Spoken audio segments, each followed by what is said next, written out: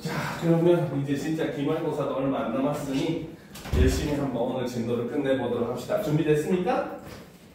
응? 준비됐어요? 자, 오늘 일단 난쟁이가 쏘올린 자원공부터 진도를 나갈 거고, 지금 현재 우리가 남아있는 작품이 이제 난쏘공하고, 그 다음에 공산탈춤, 그쵸? 그 다음에 원고지, 요렇게 이제 3개 작품이 남았거든요. 그래서 오늘 최대한 다 끝낼 생각입니다. 알겠습니까? 그쵸? 자, 그러면 일단 우리가 난쟁이가 쏘올린 자원공부터 한번 살펴보도록 합시다. 준비됐죠? 그치? 자, 일단 이것도 당연히 내신 대비니까 우리가 정리부터 하고 본문을 들어가 보도록 합시다. 자, 이 글의 갈래는 중편 소설입니다. 자, 그리고 연작 소설. 한 제목 안에 몇 편의 작품들이 모여있는 그러한 소설이죠. 그 다음, 세태 소설.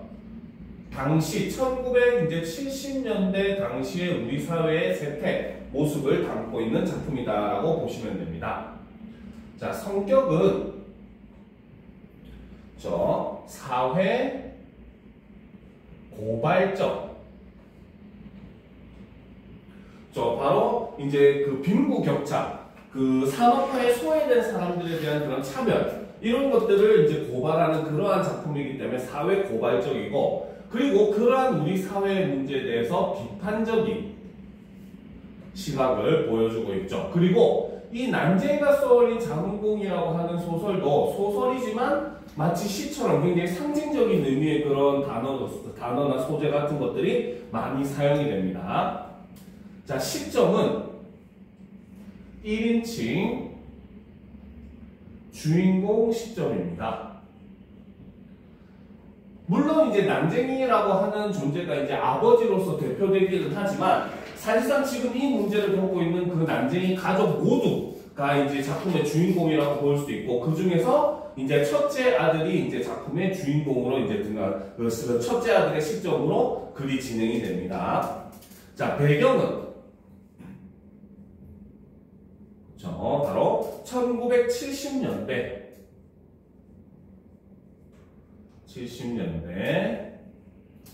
서울 낙원구 행복동이라고 하는 가상의 공간이 등장을 하죠. 그래서 이 행복동이라고 하는 일종의 재개발 구역이 배경이 됩니다. 자, 주제는 바로 도시 빈민들의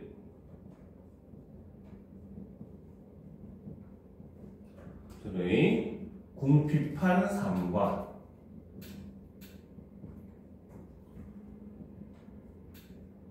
좌절된 꿈을 다루고 있죠. 자, 특징은 첫 번째로 반어적 표현을 사용을 합니다. 사실 이 동네 이름이 바로 반어적 표현이 사용된 거죠. 그렇죠? 그래서 이를 통해서 오히려 이제 비극적인 상황을 극대화하는. 동네 이름은 행복동인데, 낙원구 행복동인데, 그곳에 사는 사람들은 그렇지 못하는 이런 대조적인 모습을 보여줌으로써 오히려 굉장히 그 동네에 사는 사람들의 그런 가난함, 힘듦, 고통 이런 것들을 극대화해서 표현을 해주고 있다는 거죠. 자, 그 다음 우화적이고 상징적인 기법들을 많이 사용을 합니다. 그래서 이걸 사용을 함으로써 자, 현실을 비판적으로 그리는 이런 모습을 보여주더라는 거죠.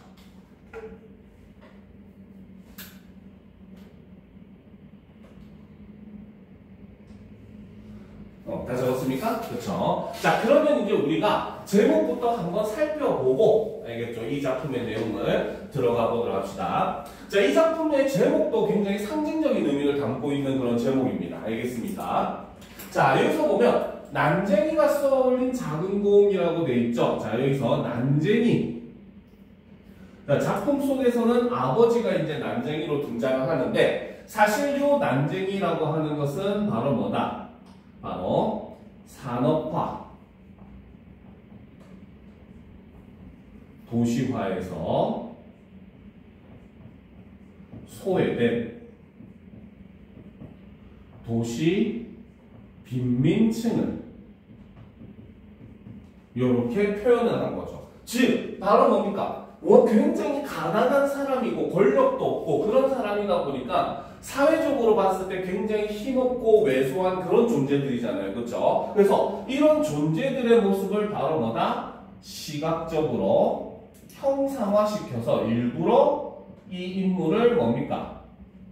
난쟁이로 표현을 하는 거죠. 우리가 1학기 중간고사 때 보면은 교과서에 봉산탈춤 나왔었잖아요. 그쵸? 거기 보면 제6과장이 양반과장이 있었는데 양반들의 외형을 보게 되면은 뭡니까? 첫째는 뭐 엉청이가 2줄, 둘째는 엉청이가 1줄, 그 다음에 도련님은 입이 막 삐뚤어져 있고 이런 약간 장애를 가진 사람처럼 묘사를 했잖아요. 그쵸? 그렇게 외형적으로 이제 장애를 가진 모습을 묘사함으로써 비정상적인 그런 양반들의 모습을 시각적으로 형상화하듯이 이 작품도 난쟁이라고 하는 인물을 통해 가지고 바로 뭐다? 도시 빈민층의 모습을 시각적으로 이제 형상화하는 그런 모습을 보여주더라는 겁니다. 알겠죠? 자, 그런데 이 난쟁이가 공을 쏘아 올린 게 바로 공이라는 거죠. 하늘로 올려보내는 겁니다. 그죠? 그렇기 때문에 이 공이라고 하는 것은 일종의 희망, 이상 이런 걸 상징한다고 볼 수 있어요.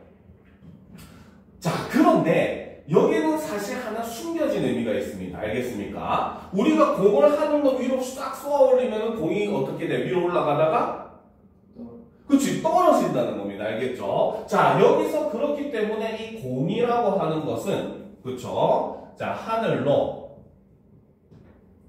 오르다 다시 떨어지는 속성을 가지고 있죠. 그래서 이걸 통해서 바로 뭐다? 난쟁이의 그 희망, 꿈 등이 좌절될 것을 됨을 암시한다 라고 우리가 볼 수 있다는 거죠. 무슨 말인지 알겠습니까? 그래서 제목에서 벌써 이미 사실은 바로 뭐다? 이 작품에서 난쟁이 가족의 이런 꿈이라고 하는 거, 이상이라고 하는 거는 좌절될 것이라고 하는 걸 암시하고 있다라고 볼 수 있습니다.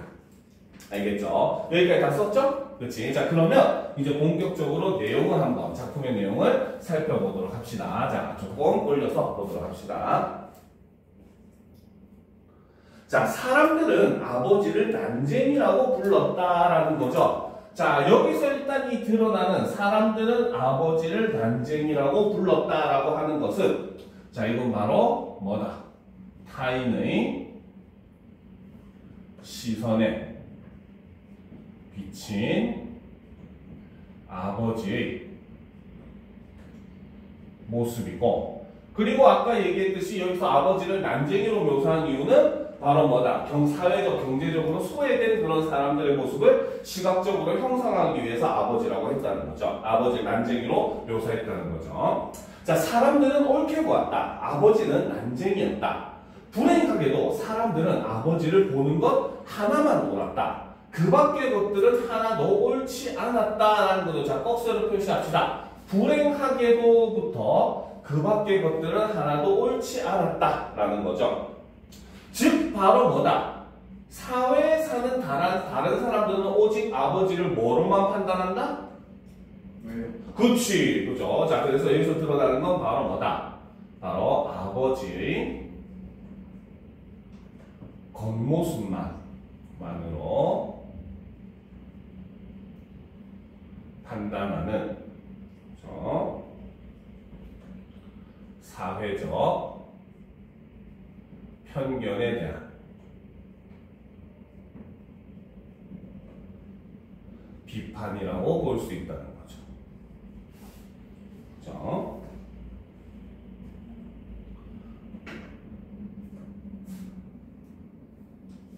자, 나는 아버지, 어머니, 영호, 영희, 그리고 나를 포함한 5 식구의 모든 것을 걸고 그들이 옳지 않다는 것을 언제나 말할 수 있다. 해서 나라고 하는 1인칭 서술자가 등장을 하고 있는 겁니다. 알겠죠? 그리고 나와 나를 포함한 이 가족들이 전부가 사실 이 작품의 주인공이 됩니다. 자, 계속 봅시다. 자, 나의 모든 것이라는 표현에는 다섯 식구의 목숨이 포함되어 있다. 천국에 사는 사람들은 지옥을 생각할 필요가 없다. 자, 여기서 이 천국이라고 하는 것은 바로 무엇이다? 경제적으로 부유한 삶이 된다는 거죠. 하지만 반면에 지옥이라고 하는 것은 그러면 당연히 바로 뭐다? 경제적으로 궁핍한 그러한 삶을 상징하고, 그렇기 때문에 여기서 천국이라고 하는 낱말과 지옥이라고 하는 낱말은 서로 대조적인 의미를 가질 수밖에 없다는 거죠. 자, 됐습니까? 자, 그래서 지옥을 생각할 필요가 없다. 그러나 우리 다섯 식구는 지옥에 살면서 천국을 생각했다. 즉 경제적으로 궁핍한 삶을 살면서 항상 이제 경제적으로 부유해지기를 바랬다는 거죠. 단 하루도 천국을 생각해보지 않은 날이 없다. 하루하루의 생활이 지겨웠기 때문이다.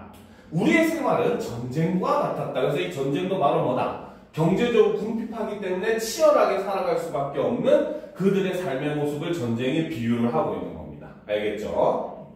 자, 우리는 그 전쟁에서 날마다 지기만 했다. 그런데도 어머니는 모든 것을 잘 참았다. 그러나 그날 아침 일만은 참기 어려웠던 것 같다라는 거죠. 지금까지 잘 참아왔는데 그날 아침 일만은 참기 어려웠던 것 같다라고 얘기를 함으로써 바로 뭐다? 새로운 사건을 암시를 하더라는 거죠. 그리고 이를 통해서 독자의 이제 관심을 유발을 하게 된다라고 볼 수 있습니다.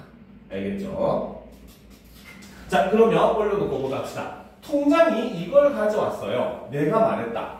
어머니는 조각마루 끝에 앉아 아침 식사를 하고 있었다. 그게 뭐냐? 철거 계곡장이에요. 그렇죠? 이게 굉장히 중요한 소재죠. 자, 철거 계곡장. 이것이 바로 뭐다?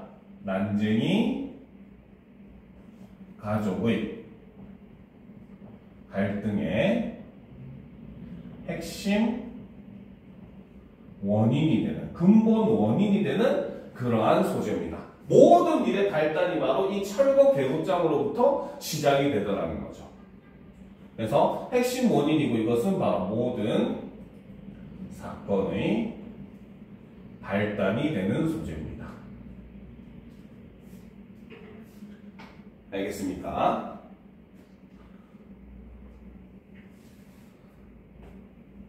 자, 계속 봅시다. 기어코 왔구나. 그쵸? 자, 어머니가 말했다. 그러니까 집을 헐라는 거지. 우리가 꼭 받아야 할 것 중에 하나가 이제 나온 셈이구나. 그쵸? 즉, 바로 뭐다? 이미 이제 그 난쟁이 가족은 무허가촌에 지금 살고 있었고, 이런 걸 통해서 우리는 당시 시대적 상황을 볼 수가 있다는 겁니다. 알겠습니까? 오케이? 그렇죠. 그래서 이때 당시에 많은 사람들이 이제 판자촌이라고 해가지고 무허가 그 집들을 지어놓고 사는 그런 경우가 굉장히 많았어요. 70년대는 막 산업화와 도시화가 시작되고 많은 사람들이 도시로 이주해오는 그런 시기이기 때문에 가난한 사람들이 이렇게 허가를 받지 않고 집을 지어서 사는 그런 모습들을 볼 수가 있습니다. 알겠죠? 자, 어머니는 식사를 중단했다. 나는 어머니의 밥상을 내려다보았다. 보리밥에 까만 된장, 그리고 시든 고추 두어 개와 조린 감자. 그쵸? 자, 이것이 바로 뭐다?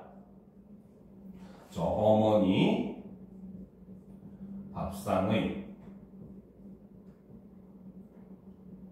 모습을 드러내고, 이걸 통해서도 바로 뭐다? 굉장히 궁핍한 가정 형편을 알 수가 있더라는 거죠.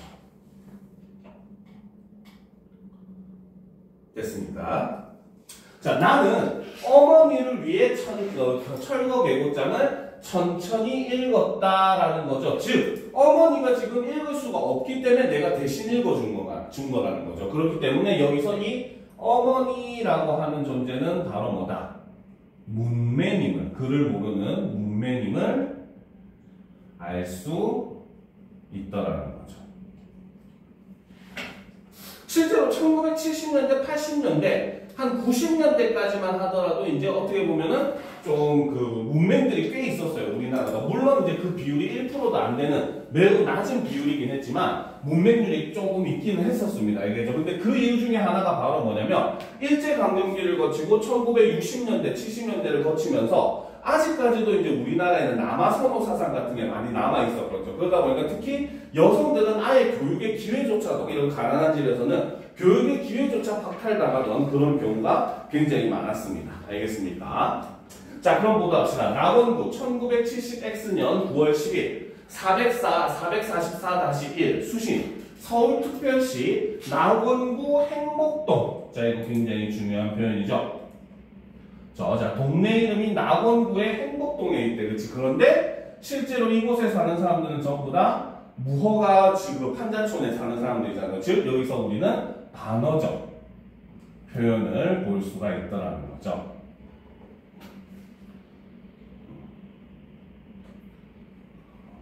자, 그래서 이를 통해서 바로 뭐다? 당시의 불합리한 현실을 비판하는 그런 모습을 볼 수 있습니다. 자, 낙원구 행복동 46번지에 1839 김부리 귀화. 제목 재개발 사업구역 및 고지대 건물 철거 지시. 귀화 소유 아래 표시 건물은 주택 개량 촉진에 관한 임시조치법에 따라 행복 3구역 재개발지구로 지정되어 서울특별시 주택개량 재개발 사업 시행조례 제15조, 건축법 제5조 및 동법 제42조의 규정에 의하여 1970X년 9월 30일까지 자진 철거할 것을 명합니다.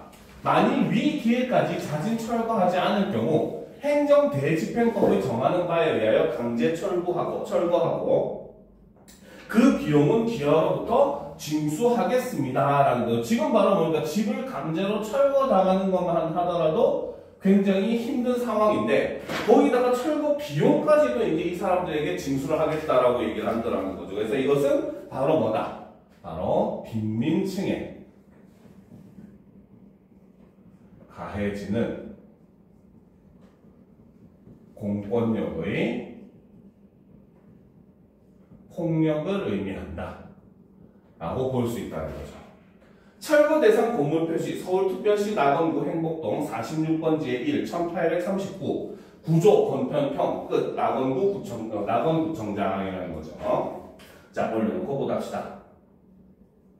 자, 어머니는 조각마루 끝에 앉아 말이 없었다. 벽돌 공장의 높은 굴뚝 그림자가 시멘트 담에서 꺾어지며 좁은 마당을 덮었다라는 거지. 그치? 자, 꼭세로 표시합시다. 자, 요것도 우리가 상징적인 표현으로서 많이 해석을 해요. 알겠죠? 자, 일단 이 벽돌 공장의 높은 굴뚝 그림자라고 하는 것은 일종의 산업화 사회를 의미한다고 볼 수가 있습니다. 알겠죠? 그래서 벽돌 공장의 높은 굴뚝이라고 하는 것은 산업화 사회를 나타낸다 라고 볼 수 있어요.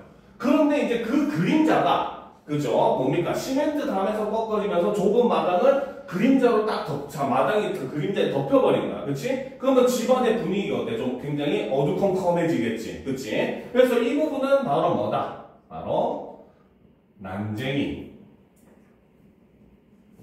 가족의 앞날이 암울할 것임을 상징한다 라고 볼 수 있습니다. 그리고 이런 산업화의 힘이 바로 난쟁이 가족을 침범할 거다 이런 의미로 해석을 하기도 해요. 알겠습니까? 자, 계속 봅시다. 동네 사람들이 골목으로 나와 뭐라고 소리치고 있었다. 통장은 그들 사이를 비집고 나와 방죽 쪽으로 걸음을 옮겼다. 어머니는 식사를 끝내지 않은 밥상을 들고 부엌으로 들어갔다. 어머니는 두 무릎을 고추 세우고 앉았다. 그리고 손을 들어 부엌 바닥을 한 번 치고 가슴을 한 번 쳤다라는 거죠. 바로 이런 행동을 하는 이유가 바로 뭐다? 바로 어머니의 답답하고 한스러운 심정을 이렇게 행동 묘사를 통해서 간접 제시를 하고 있더라. 이런 부분은 또 은근 좀 쉽게 나오면 시험에도 은근 나오는 부분입니다. 자, 나는 동사무소로 갔다. 행복동 주민들이 잔뜩 몰려들어 자기의 의견들을 큰 소리로 말하고 있었다.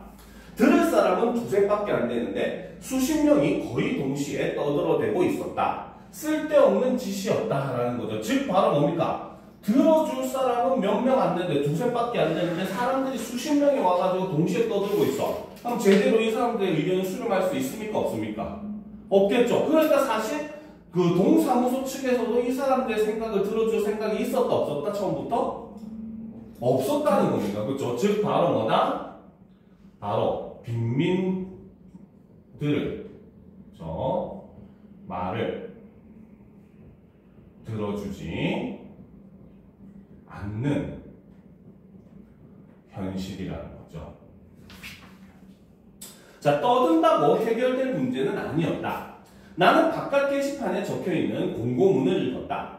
거기에는 아파트 입주 절차와 아파트 입주를 포기할 경우 탈 수 있는 이주 보조금 액수 등이 적혀 있었다라는 거지, 그렇지? 그런데 뒤에 내용을 보면 알겠지만 사실상 이곳에 사는 사람들이 아파트로 옮겨가서 살 수 있는 그런 상황이 아니거든요. 알겠습니까? 그렇기 때문에 사실상 이거는 전부 다 그림의 떡일 수밖에 없더라는 거죠, 그렇죠? 자, 계속 보도록 합시다.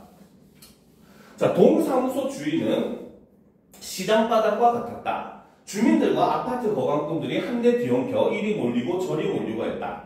나는 거기서 아버지와 두 동생을 만났다. 아버지는 도장포 앞에 앉아 있었다. 영호는 내가 방금 물러선 게시판 앞으로 갔다. 영희는 골목 입구에 세워놓은 검정색 승용차 옆에 서 있었다라는 거죠. 그렇죠? 이 사람이 바로 뭐다? 검정색 승용차. 그렇죠? 자, 여기에 타고 있는 사람은 바로 뭡니까? 그렇죠? 바로 입주권을 사기 위한 거간꾼이 이렇게 있고, 그렇죠? 이 사람들은 전부 다 뭐다? 부를 지닌 사람들이 되는 거죠. 난장이 가족과 대비되는 그러한 존재들입니다. 자, 아침 일찍 일들을 찾아 나섰다가 철거 계급장이 나왔다는 소리를 듣고 돌아온 것이 없다. 누군들 이런 날 일을 할 수 있을까? 나는 아버지 옆으로 가 아버지의 공구들이 들어있는 부대를 둘러매었다. 영호가 다가오더니 나의 어깨에서 그 부대를 내려 옮겨 매었다. 자, 이것도 상징적인 표현으로 많이 해석을 합니다. 나는 아버지 옆으로 가부터 그 부대를 옮겨 매었다까지 꺽쇠로 표시합시다. 알겠죠? 자, 일단 이 부분에서 우리가 첫 번째, 아버지가 공구가 들어있는 이제 그 뭡니까? 큰 가방을 들고 있다는 걸 통해서 아버지의 직업은 바로 뭐다? 바로 일용직 노동자이다. 일용직 기술자이다. 라는 걸 볼 수가 있다는 거죠. 그쵸? 자, 그리고 이 공구 가방이 바로 뭡니까? 아버지에게서, 그쵸? 공구 가방이 아버지에게서 나 그리고 영수로 이동을 하더라는 거죠. 이것은 이꼴 바로 뭐다? 가난이 대물림되는 현실을 이렇게 상징적으로 보여준다라고 해석을 하기도 합니다. 알겠습니까? 알겠습니까? 이해가 되죠?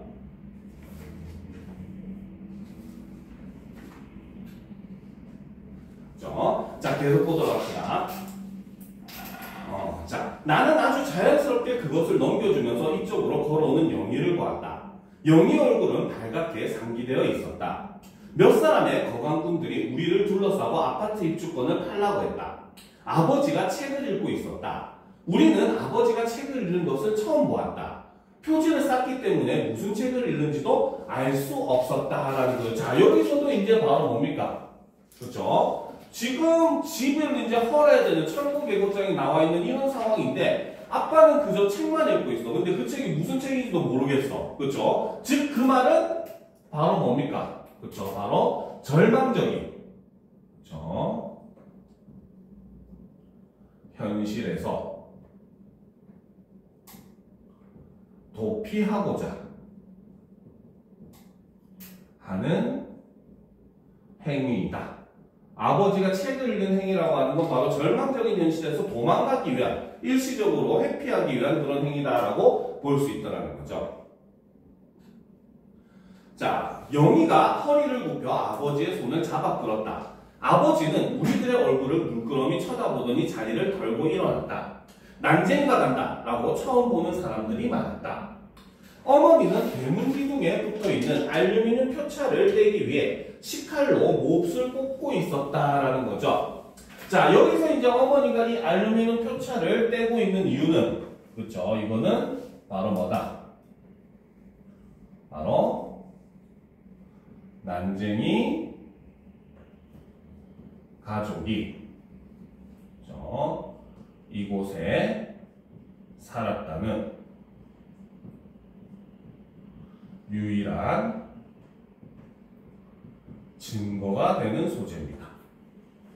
아까 얘기했듯이 이 건물은 무허가 건물이야. 허가를 받지 못한 건물이잖아요. 그렇죠? 그러니까 허가가 안 나오니까 당연히 이곳에 뭡니까? 내가 살고 있다라고 하는 이제 전입신고 같은 이런 것도 할 수가 없는 상황인 겁니다. 알겠습니까? 그러니까 유일하게 이제 각각 집마다 이제 알루미늄 표차를 정부에서 다 박아놨는데 이제 그것만이 이 집, 그걸 갖고 있는 사람은 이 집에 살았다는 증거가 되는 것이고, 그렇기 때문에 유일하게 이 알루미늄 표찰만이 난쟁이 가족이 이 무허가 집에서 살았었다는 증거가 될 수 있는 소재라는 거죠.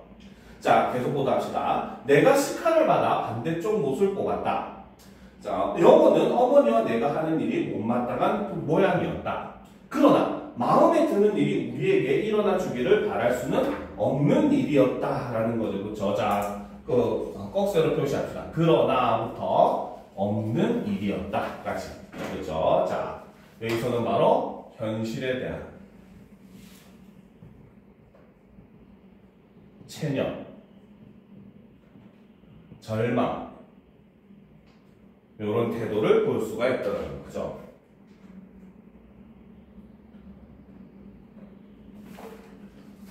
자, 계속 보도록 합시다. 자, 어머니는 무허가, 건물 번호가 새겨진 알루미늄 표차를 빨리 떼어 간직하지 않으면 나중에 괴로운 일이 생길 것이라는 것을 알고 있었다. 아까 얘기했듯이 이것이 유일하게 이 가족들이 살았다는 증거가 되기 때문에 이게 없으면 입주 보조금을 받을 수가 없다는 거죠. 어머니는 손바닥에 놓인 표차를 말없이 들여다보았다. 영희가 이번에는 어머니의 손을 잡아 끌었다. 너희들이 놀게만 되지 않았어도 난 별 걱정을 안 했을 거다. 즉, 지금 이 가족들의 이제 자식들이 전부 다 실직을 한 상태라는 거죠. 자, 그렇죠. 어머니가 말했다. 20알 안에 무슨 뾰족한 수가 생기겠니? 이제 하나하나 정리를 해야지. 자, 이렇게 얘기한다는 거는 바로 뭐다? 어머니라고 하는 인물은, 그렇죠. 바로 현실에 순응하는 인물이라는 걸 알 수가 있다는 거죠.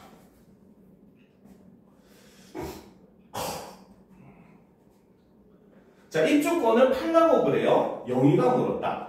팔긴 왜 팔아? 그렇죠. 자, 영어는 지금 바로 뭐다? 팔긴 왜 팔아? 하고 지금 얘기를 하고 있는 거죠. 하지만 지금 상황에서는 팔지 않으면 방법이 없어. 그럼에도 불구하고 영어는 거기에 대해서 지금 저항하고자 한다는 거죠. 알겠습니까? 그래서 현재 여기서 영우라고 하는 인물은 현재 상황에 저항을 하려는 그러한 인물입니다.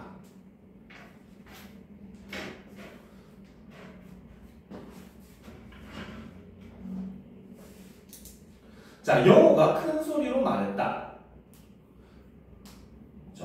자, 그럼 아파트 입주할 돈이 있어야지. 아파트로도 안 가. 그렇죠? 영호는 계속해서 현재 상황 자체에 대해서 지금 저항을 하는 거죠. 그럼 어떻게 할 거야?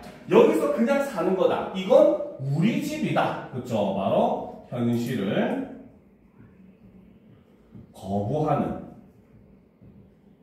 그러한 모습을 계속 보여주고 있죠. 영호는 성큼성큼 돌계단을 올라가 아버지의 부대를 마루 밑에 놓았다. 한 달 전만 해도 그런 이야기를 하는 사람이 있었다.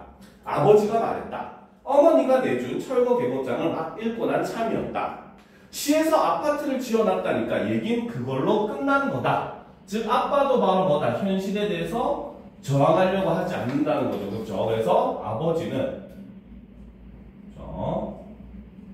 바로 현실에 대해 절망을 하고 있는 그러한 인물입니다. 미리 스포일러로 얘기해주면은 소설의 이제 끝부분에 보면 아버지는 결국 자살을 선택을 해요. 알겠습니까? 스스로 목숨을 끊게 됩니다. 그래서 현실에 대해서 절망을 하는 그런 인물로 등장을 합니다. 자, 계속 보도록 합시다. 자, 그건 우리를 위해 지은 게 아니에요 라는 거지. 그치? 즉 바로 뭐다? 처음에 이제 목적은 철거민을 위해서 지었다고 하지만 사실은 철거민이 들어갈 수 없는 돈을 요구하는 그런 것이라는 거죠. 즉 국가의 정책 자체가 바로 이런 빈민층들을 위한 정책이 아니라는 겁니다. 알겠습니까? 돈도 많이 있어야 되잖아요. 영희는 마당가 펜지꽃 앞에 서 있었다라는 거죠. 여기서 이 펜지꽃이라고 하는 소재는 그렇죠. 바로 뭐다? 바로 순수하고 여린 영희의 이미지를 대신해주는 그러한 소재입니다. 자, 우린 못 떠나 갈 곳이 없어. 그렇지 큰오빠.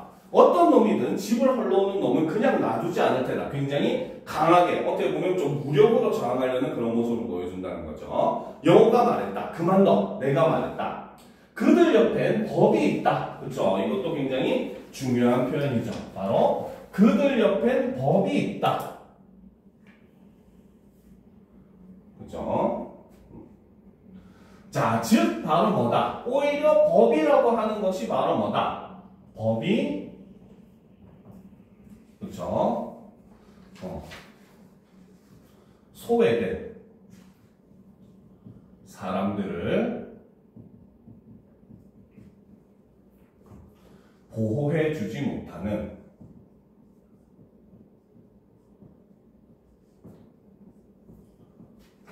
그렇죠? 부조리야.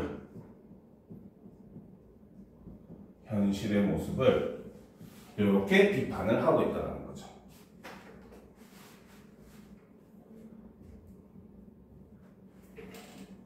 자, 아버지 말대로 모든 이야기는 끝나버린 것이나 마찬가지였다. 자, 중요한 부분 줄거리. 자, 아파트에 입주할 돈이 없는 동네 사람들은 입주권을 팔아 동네를 떠나기 시작한다라는 거죠.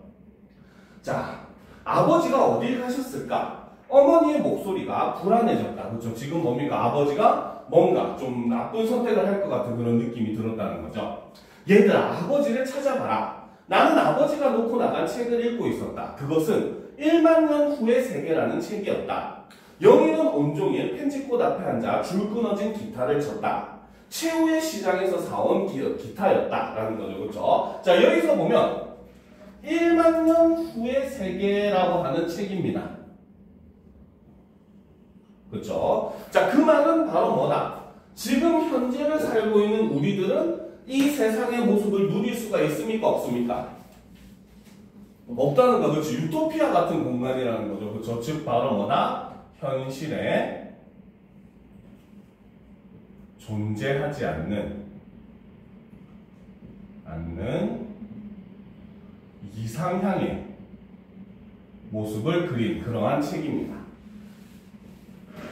자, 그리고 이제 영희가 줄이 끊어진 기타를 쳤는데 이것을 바로 뭐다? 최후의 시장에서 이제 사왔다라고 얘기하는 거죠. 즉, 이 지역이 재개발이 되고 나면은 여기서 이제 더 이상 시장이 열리지 않는다는 거죠. 알겠습니까? 즉, 바로 뭐다? 이것은 바로 인물들에게 닥친 극단적인 절망감을 이렇게 표현을 하고 있다는 거죠.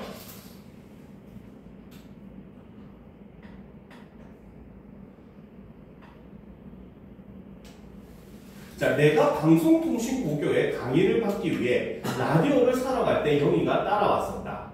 쓸만한 라디오가 있었다. 자, 여기서 이 라디오라고 하는 것은 바로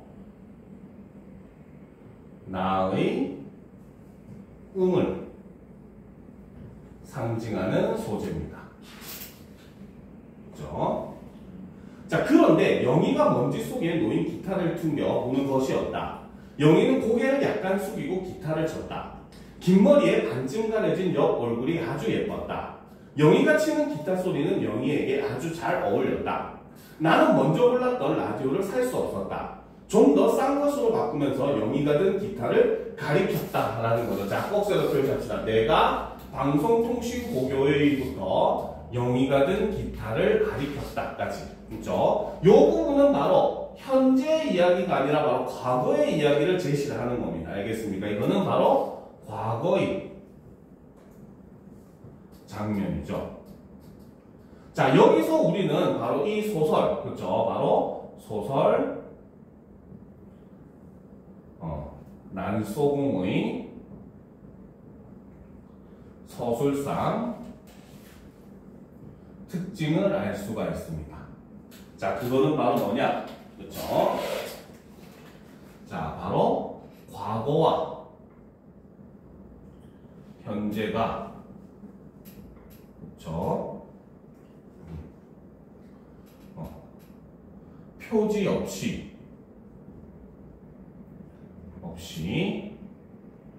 교차되어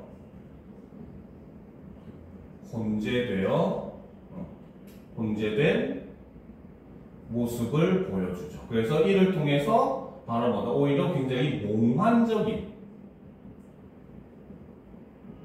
분위기를 형성을 합니다. 보통 우리가 과거를 연산할 때는 뭐 아주 어렸을 때의 일이었다, 뭐 혹은 몇 년 전의 일이었다 이런 식으로 일정한 표지를 많이 사용을 하거든요. 그런데 이 소설은 그런 표지가 없습니다. 그냥 갑자기 현재에서 과거로 왔다 갔다 이래요. 알겠습니까? 그런 모습을 보여줌으로써 굉장히 오히려 빈번하게 과거와 현재가 이런 표지 없이 막 교차가 되니까 읽는 사람의 입장에서는 이게 과거인지 현재인지 막 헷갈리는 경우도 생각보다 있습니다. 알겠죠? 그리고 그러한 모습을 보여주면서 오히려 작품의 분위기가 약간은 몽환적인 그런 느낌을 주게 만들어주더라는 거죠.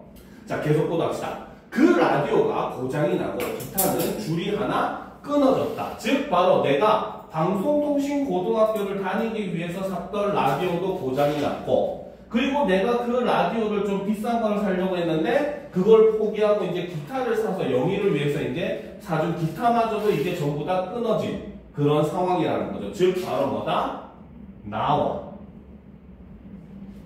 영희의 꿈이 좌절되었음을 상징하고 있더라 라고 볼 수 있더라는 거죠. 줄 끊어진 기타를 영희는 쳤다. 그렇죠? 나는 아버지가 무슨 생각을 하고 있는지 알 수 없었다.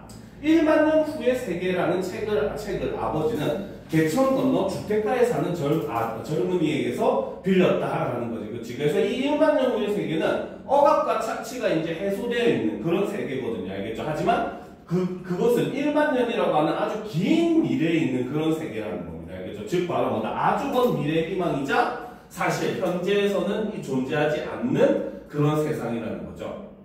자, 계속 보도록 합시다. 자, 그의 이름은 지섭이었다. 그렇죠? 자, 여기서 이제 이 지섭이라고 하는 인물도 사실 굉장히 좀 중요한 역할을 하는 그런 인물입니다. 알겠죠? 살짝 올리고. 자, 그의 이름은 지섭이었다. 그렇죠? 자, 여기서 이 지섭이라고 하는 인물. 네, 자, 이 사람은 그렇죠? 그렇죠. 바로 아버지에게 이상 세계를 동경하게 만든 인물이고, 그리고 이 지섭은 바로 뭐다? 현실의 부조리를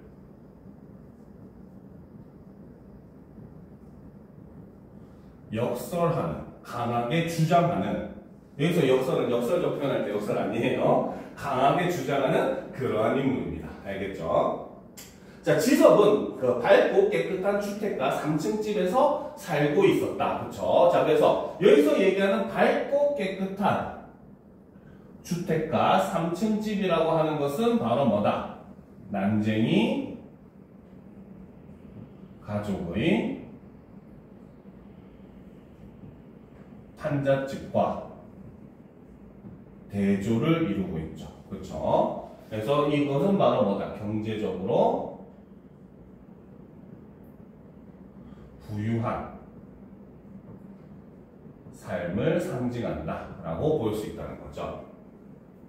지섭은 그 집 가정교사였다. 그 집에 사는 사람은 아니었다는 거, 주인이 아니었다는 거죠. 아버지와 그는 서로 통하는 데가 있었다. 지섭이 하는 말을 나는 들었었다. 그는 이 땅에서 우리가 기대할 것은 이제 없다고 말했다. 그래서 현실이 굉장히 절망적이라는 거죠. 왜? 아버지가 물었다. 자, 일단 꼭서로 표시하고 보도록 합시다. 왜? 아버지가 물었다. 지섭은 말했다. 그렇죠? 자, 사람들은 사랑이 없는 욕망만 갖고 있습니다. 그렇죠? 자, 계속 보답시다. 그래서 사람들은 사랑이 없는 욕망만 갖고 있습니다. 그래서 단 한 사람도 남을 위해 눈물을 흘릴 줄 모릅니다. 이런 사람들만 사는 땅은 죽은 땅이라는 겁니다. 라는 거죠. 자, 그래서 여기서 이제 바로 뭐다? 지섭이 현실을 비판하는 그런 모습이 드러나고 있다는 거죠. 그래서 이 현실은 바로 뭐다? 이기적이고, 그렇죠? 욕망만으로 가득 찬 사회 모습을 나타내고 있다는 거죠. 하긴 아저씨는 평생 동안 아무 일도 안 하셨습니까? 그죠? 자, 일을 안 하다니, 그지? 일을 했지, 열심히 했어. 우리 식구 모두 열심히 일했네. 즉 바로 뭐다? 열심히 일했지만 형편은 나아진다, 안 나아진다? 안 나아진다는 거죠, 그렇죠? 그럼 무슨 나쁜 짓을 하신 적은 없으십니까? 법을 어긴 적은 없으세요? 없어. 그렇다면 기도를 드리지 않으셨습니다. 간절한 마음으로 기도를 드리지 않으셨어요. 기도도 올렸지, 그렇죠? 즉 바로 뭐다? 구조된 현실에서는 종교조차도 무의미하다는 거죠. 그런데 이게 뭡니까? 뭐가 잘못된 게 분명하죠. 불공평하지 않으세요? 라는 거죠. 그렇지? 그래서 여기서는 지금 바로 뭐다? 질문의 형식을 사용을 하고 있죠. 그래서 이 질문의 형식을 통해서 바로 뭐다? 세상의 부조리함을 역설을 하고 있다는 거죠. 자, 이제 이 죽은 땅을 떠나야 됩니다. 떠나다니 어디로? 달나라로. 그렇죠. 달나라. 역시 마찬가지 이상적인 세계가 되는 거죠. 자, 그래서 달나라로까지가 이제 뭡니까? 지금 대화를 하는 꼭새를 표시할 수 있는 부분이죠. 자, 여기까지는 지금 바로 뭐다? 과거에 아버지와 이제 지섭이 대화를 했던 내용은 이제 제시를 하고 있죠. 적도합시다, 바로. 자, 지섭과 아버지가 대화를 나누던 과거 장면을 제시를 하더라는 거죠. 그래서 역시 이 부분도 바로 뭐다? 과거와 현재의 교차를 나타내고, 그리고 이 대화를 통해서 그만큼 현실이 부조리하다라는 걸 이렇게 보여주더라는 겁니다. 자, 그러면 좀 올려놓고 보도록 합시다. 자, 얘들아, 이제 여기서 현실로 돌아온 거죠. 그쵸? 그래서 얘들아, 여기에서 바로 장면이 전환이 되고 있습니다. 자, 어머니의 불안한 음성이 높아졌다. 나는 책장을 덮고 밖으로 뛰어나갔다. 영우와 영희는 엉뚱한 곳을 찾아 헤매고 있었다. 나는 방춧가루다가 곧장 하늘을 쳐다보았다. 벽돌 공장의 높은 굴뚝이 눈앞으로 다가왔다. 그 맨 꼭대기에 아버지가 서 있었다. 바로 한 걸음 정도 앞에 발이 걸려 있었다. 아버지는 피레침을 잡고 발을 앞으로 내밀었다. 그 자세로 아버지는 종이 비행기를 날렸다라는 거지, 그치? 근데 그 뭡니까? 사실 이렇게 종이 비행기를 날렸다는 것은 바로 뭐다? 비극적 현실을 벗어나 희망을 찾으려는 몸부림이라는 거죠. 자, 뒷부분 줄 그려봅시다. 동네 주민 대부분은 투기꾼에게 입주권을 팔아 동네를 떠나고 우리 집도 입주권을 팔게 되지만 가족의 몫으로 돌아오는 것은 거의 없다. 입주권을 판 날 아버지가 사라지고 영희도 사라진다. 아버지는 벽돌 공장 굴뚝에서 스스로 몸을 던지고, 그쵸? 완전히 절망을 해서 자살을 선택을 한 거죠. 영희는 입주권을 사간 부자 청년의 아파트로 따라가 그가 잠든 사이 입주권과 돈을 훔쳐나온다. 영희는 그 돈으로 동사무소에 가서 입주 신청을 한 뒤 집으로 돌아와 아버지의 죽음을 알게 된다 해서 굉장히 비극적인 결말을 담고 있는 그런 작품입니다. 알겠죠? 자, 실제로 1970년대, 이제 70년대는 우리나라가 88년도에 서울올림픽을 하게 되잖아요. 그렇죠? 그러니까 외국에서 많은 손님이 오니까 우리나라가 이런 집들이 있으면 이미지가 안 좋다 해가지고 강제로 그런 집들을 철거를 하게 됩니다. 알겠습니까? 그래서 이것과 비슷한 그 시기에 비슷한 소재를 가지고 이제 한 작품이 바로 그 아홉켤레 유능길의 아홉켤레 구두로 남은 사내라는 작품이 있어요. 그래서 그 작품과 함께 보면은 당시에 이제 이런 그 뭡니까 빈민층들을 위한 그런 정책이나 이런 것들이 사실은 빈민층이 아닌, 그쵸, 다른 사람들을 부자들을 위한 그러한 그 정책이었다는 거, 이런 것들을 보여주고 이런 부조리한 정치를 고발하는 그런 작품이다라고 볼 수 있다는 거죠. 알겠습니까? 자, 이시영의 공사장 끝에 보도록 합시다. 그렇죠. 자, 이것도 정리를 하도록 합시다. 요거 하고 잠깐 쉬었다가 하도록 합시다. 자, 이 글의 갈래는 자유시이고 서정시입니다. 얘는 시예요. 소설이 아니에요. 자, 성격은 극적, 마치 한 편의 뭐 영화나 드라마 혹은 뭐 연극에 내는 걸 보는 것 같죠. 그 다음에 비판적, 역시 마찬가지 빈민들을 생각하지 않는 그런 현실을 비판하고 있고, 애상적, 그런 빈민들에 대한 안타까움이 드러나는 거죠. 주제는 바로 산업화로 인해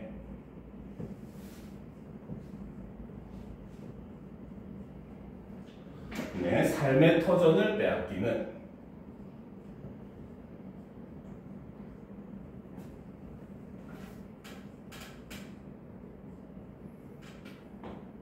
철거민의 애환을 담고 있는 작품입니다. 특징은 첫 번째로 자, 이 작품의 화자는 관찰자 입장입니다. 자, 그래서 이를 통해서 바로 뭐다? 장면 중심으로 시상을 전개를 하고 있죠. 자, 그리고 두 번째, 대화 형식을 사용을 합니다. 그래서 이를 통해서 현장감과 긴장감을 조성을 하죠. 그리고 세 번째, 자, 굉장히 비극적인 상황을 제시를 하는데 이것을 뭡니까? 절제된 언어로 간결하게 표현을 하죠.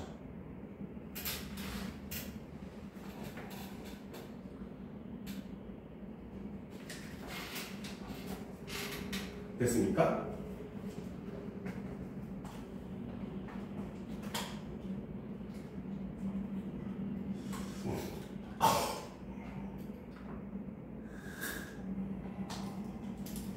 자, 계속 보도합시다. 지금 부셔버릴까? 안 돼. 오늘 밤은 자게 하고 내일 아침에라는 거지. 지금 뭡니까? 이 집을 부수러 온 사람이 사실 집안에 사람이 살고 있으니까, 그렇죠? 그 사람들을 배려를 하는 거죠. 그렇죠? 바로 철거민에 대한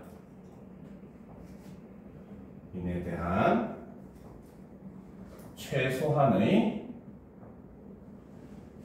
배려를 드러내고, 그렇죠? 일종의 바로 뭐다? 대상에 대한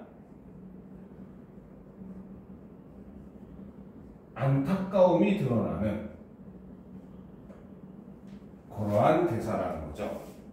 자, 안 돼. 오늘 밤은 이 벌써 며칠째야. 소장이 알면 그래도 안 돼라는 거지. 자, 그래서 지금 이 부분에서는 바로 뭐다? 구체적인 대화 내용은, 그렇죠? 대화 내용을 인용을 함으로써 이를 통해 극적 긴장감을 부여를 하더라는 거죠.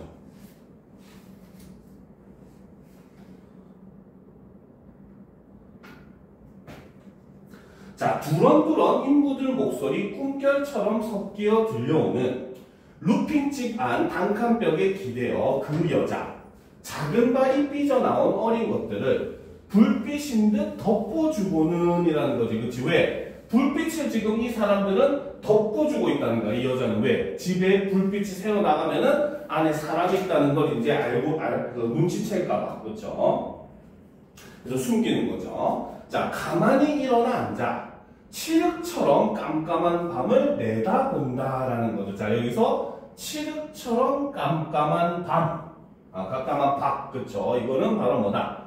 여기서는 시각적 이미지를 사용을 함으로써 이 사람들의 앞날이 어떻다? 굉장히 암울할 것이다 라는 걸 상징한다는 거죠. 그리고 이를 통해서, 그렇죠? 인물의 암담한 심리를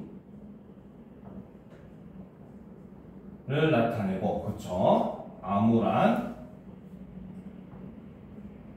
현실을 이렇게 상징적으로 보여주더라는 겁니다. 알겠습니까? 그래서 이렇게 철국민의 그런 애환 이런 걸 담고 있는 작품 난제가 쏘아올린 자원공과 공사를 끝에 이 작품을 살펴봤고, 함께 우리가 보면 좋은 게 아까 얘기했던 그 유능길의 아홉편의 구두로 남은 사내나 혹은 비슷한 시대를 배경으로 같은 주제를 하고 있지만 전혀 분위기가 다른 작품으로는 이제 그 양기자의 그 원미동 사람들 같은 작품들 함께 보면은 서로 비교하는 문제되는 것들이 많이 나올 수가 있어요. 알겠습니까? 자, 지금부터 10분 정도 쉰 다음에 이어서 하도록 합시다.